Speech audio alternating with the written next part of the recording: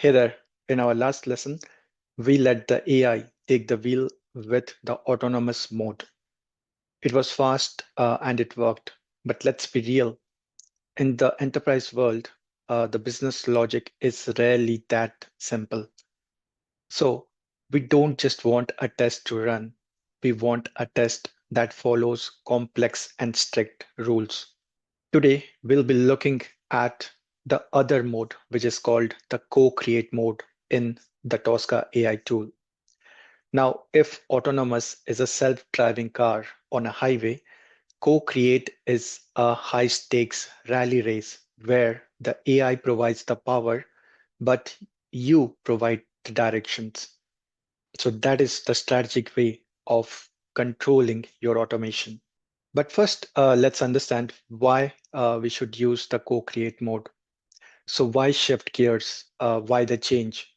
Because at the end of the day, AI is not a human, so it doesn't think like us.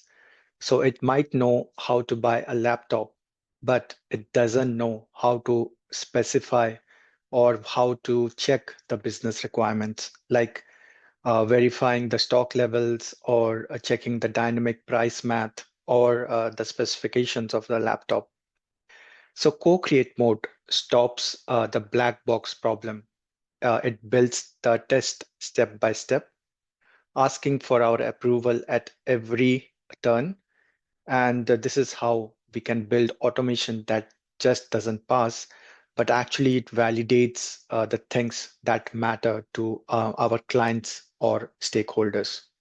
So let's jump to the setup, and then we'll use this to automate a real time scenario using the co-create mode. So we'll be working or pair programming with the AI to build our test automation. Now the setup remains the same as our last session, but with a change, obviously, which is the co-create mode. So we are using the same TBox engine, which works with web applications, SAP GUI, or SAP Fiori applications. Today, we'll be using another web application, which is the Advantage shopping application. And it is a complex web app with a deep technical structure. So we will try to do a particular scenario using the co-create mode. So once you have selected the TBox agent and you land on this window, you can see your web browser, which is open in the background. If not, just click on refresh and it will refresh all the browser windows which are open. And then it will ask you to select a particular browser, same as our last session. Now, as soon as I select it, we might get an alert to maximize the window, obviously, and then it will load the preview here on the right-hand side. And on the left-hand side, we will have the TBox AI agent. Now, as you can see, I have selected the co-create mode and not the autonomous mode. So here we'll be telling and guiding the AI tool on what it needs to do, what verifications it has to do during the whole automation process. So I'm going to write this simple prompt, and what it tells the AI is to go to the Advantage online shopping site, search for the HP Chromebook 14. So it's a particular model for laptop. Select the gray color, set the quantity to 3, and then proceed to the guest checkout. Okay, so this is what it needs to do. And I will send this instruction to the AI, and then we'll wait until it reaches the step where it asks our permission to move forward. So now, as you can see, it is now on the first step, which is it wants to search a particular product on the website. So it is asking us, can it proceed? And we'll say, yes, proceed. Okay, so now it is again asking to execute. It has typed this particular search term and it wants to enter. So we'll say, yes, proceed again. So as you can see, it was able to search the specific laptop which I mentioned on my prompt. So it has got 2 results.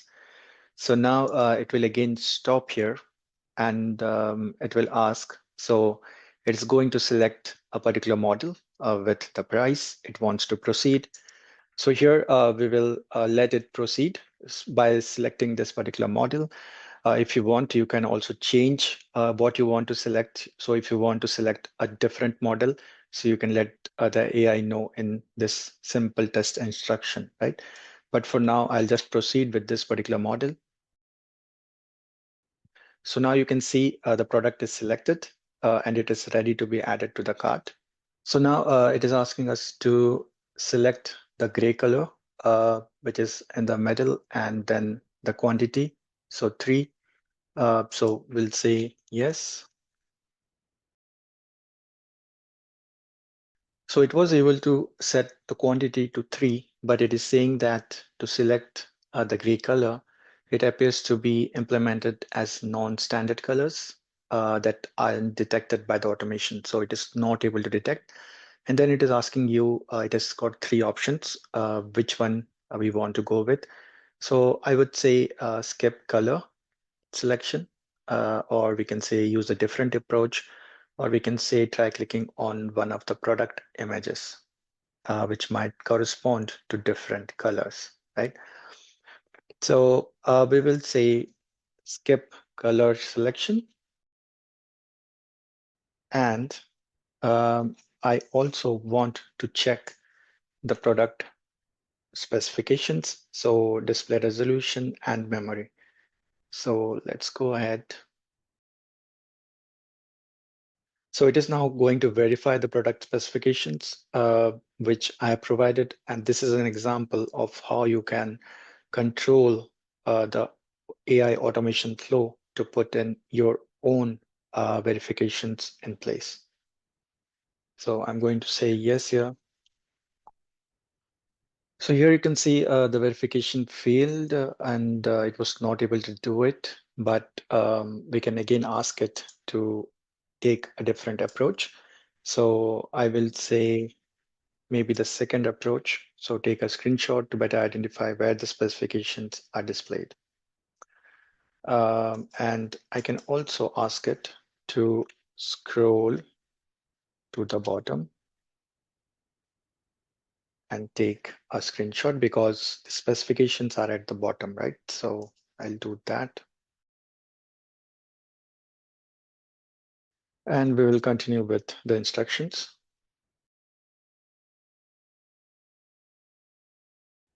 And we will say yes. So it should now find the specifications which was at the bottom of the page. Okay, so it was able to verify the specifications which we asked. Now we could have continued further by adding the product to the cart and then proceeding to checkout. But for now, I would just stop it here. We have looked at a complex use case.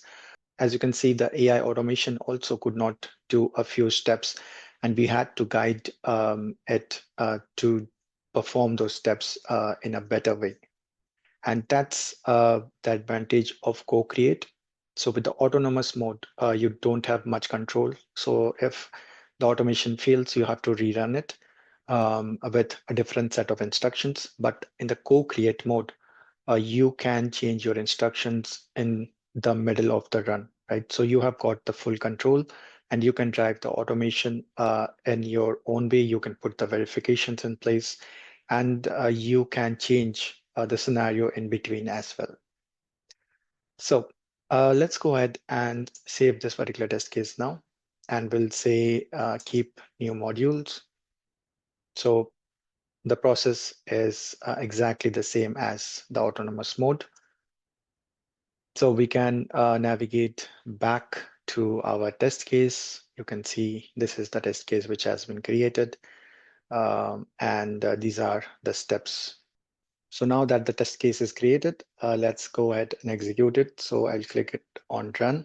And you will see that it will go through the steps really fast. It has gone through the product and it has verified the specifications.